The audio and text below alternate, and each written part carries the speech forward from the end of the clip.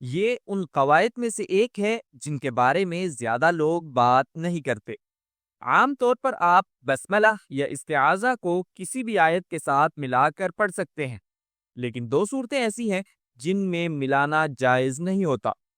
پہلی صورت، اگر آیت کا پہلا لفظ اللہ ہو، اس حالت میں استعاذہ کو اس کے ساتھ نہیں ملایا جاتا، کیونکہ اگر آپ انہیں ملا دیں گے تو لفظ الرجیم اللہ تعالی کے نام کے ساتھ جڑ جائے گا، جو مناسب نہیں۔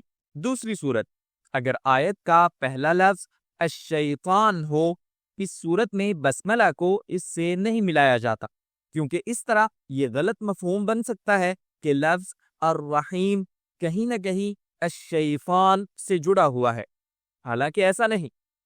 لہذا ایسی تمام صورتوں میں بسملہ یا استعاذہ اور ان آیات کے درمیان وقف کرنا ضروری ہے۔ مزید ایسی ویڈیوز کے لیے فالو کریں۔